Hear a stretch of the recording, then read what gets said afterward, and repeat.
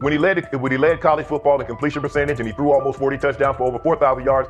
How tall was he? Because they make it seem like he shrunk all of a sudden, RC. Oh, how lively was his arm? Because all I know is somebody did that. Somebody threw for over 4,000 yards, somebody threw for almost 40 touchdowns, and somebody led college football in completion percentage. Now, I'm trying to figure out, what I try to figure out all the time, Mel, is how a guy that hadn't played football in almost 5 months. Shannon Sharpe has publicly defended Shedeur Sanders and criticized those questioning him. Sanders has earned higher recognition and some fans are responding negatively. Although there's debate about whether he belongs on a second team list, Sharpe maintains that Sanders' career is clearly ascending. Reactions on social media are mixed. Some users are angry, others are surprised, and a few say they anticipated this result. The conversation remains active. When reports confirmed that Shedeur Sanders had been elevated from second team to near top tier status, Shannon Sharpe issued an emphatic response. He delivered a detailed rebuttal to critics, underscoring why Sanders deserved the promotion and directly challenging those who doubted the decision. I don't think that he was underprepared during these meetings. I don't believe any of these stories that he showed up arrogant and that he was bombing his interviews. I mean, you watch the film, he's on time, he's on point.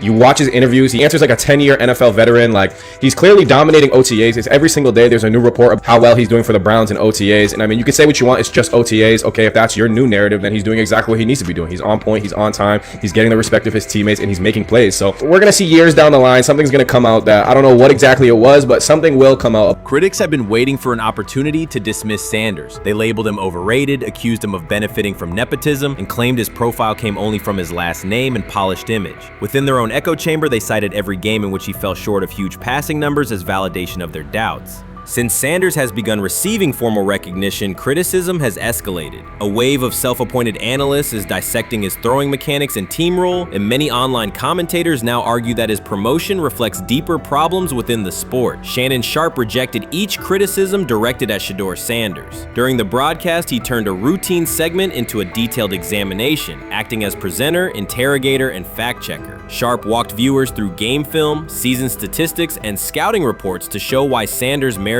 his recent promotion. Whenever a panelist claimed Sanders had not earned the role, Sharpe countered with completion percentages, efficiency ratings under pressure, and documented late-game drives that changed outcomes. He stressed that the backlash was driven less by on-field evidence and more by reluctance to revise earlier opinions. Sharpe argued that critics were upset not because Sanders lacked qualifications, but because his progress contradicted their initial narrative. By the end of the discussion, Sharpe had moved past simple defense and reframed Sanders as a clear example of performance-based advancement, demonstrating that early predictions can be wrong. Never heard of no Dylan Gabriel or Tyler Shock. What the hell is that? So how is Shedeur Sanders going behind them? I'll tell you how. Collusion. 4 different times they passed on him. How the hell does that happen? 4 rounds. It doesn't happen to a quarterback. We've never seen anything like this before.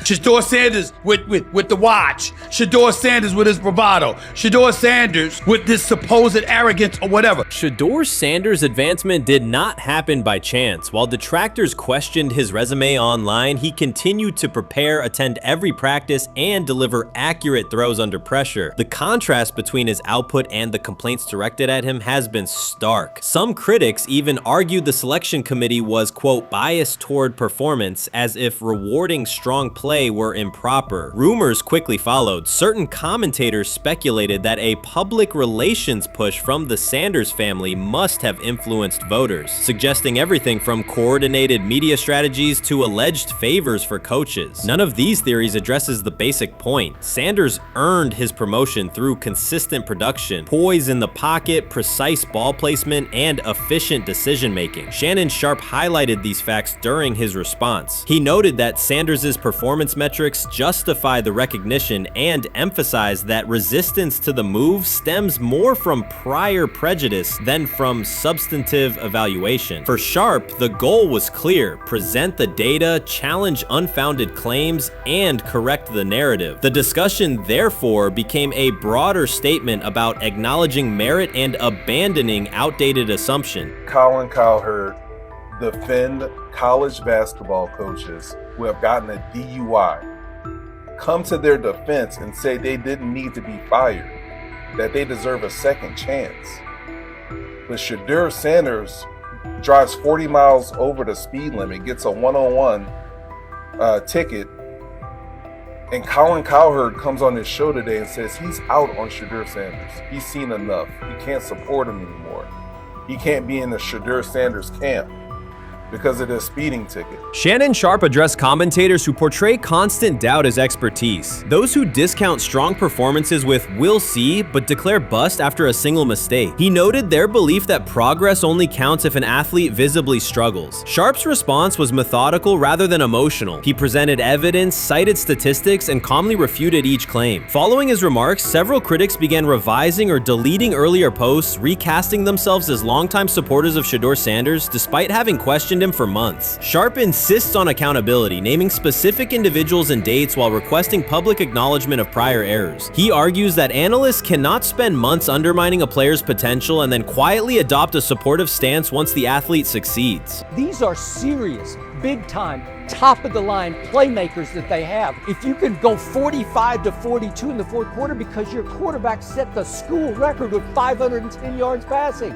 He was flawless. Shedeur is big time. I didn't know for sure, will it translate to the next level of competition? Yes, it might translate to the next level of competition as he can play. Critics who once claimed Shedeur Sanders was unprepared now hesitate to acknowledge their mistake. They resist retracting earlier comments and struggle to accept that an athlete can succeed without their approval. Sanders continues to share practice clips and game highlights without engaging the debate, while Shannon Sharpe documents every dismissive remark, ready to revisit them on national television. The disapproval did not slow Sanders. It underscored his progress and exposed the gap between perception and performance. As a result, the conversation has shifted. Analysts who doubted him now describe him as undervalued and publish detailed evaluations of his mechanics and game management, suggesting long-standing familiarity with his career. In a matter of weeks, critics have recast themselves as advocates, demonstrating how quickly opinion can change when consistent results leave little room for doubt. Shannon Sharpe signaled that his commentary is not over. He considers Sanders' advancement a positive outcome for every athlete who has been overlooked or criticized for having confidence. Sharpe stressed that analysts do not have the authority to determine who deserves recognition based on personal preference. The reaction to Sanders' promotion, he argued, revealed how quickly opinions can shift once results are undeniable. Sharpe pointed out that many vocal critics became quiet when confronted with objective performance data. This exchange, Sharpe insisted, reached beyond defending a single quarterback. It challenged the practice of dismissing achievements that do not fit familiar narratives. He reminded viewers that success does not require external approval and that consistent talent will surface despite online commentary intended to minimize it. While critics reconsider their positions, Sharpe remains steady, assigning credit to the athlete and allowing the scoreboard to confirm the argument. In his view, the statistics speak clearly enough. Sharpe also emphasized that the intensity of the backlash must be placed in context. College football is a volatile environment where unexpected outcomes are common. Therefore, declaring failure based on incomplete evidence only weakens the credibility of sports analysis. The discussion underscored the need for measured evaluation rather than reactive judgment. Dak Jackson and him and everybody else that we talked to have said that Shedeur looks good. He looks really good. Yes. He looks better.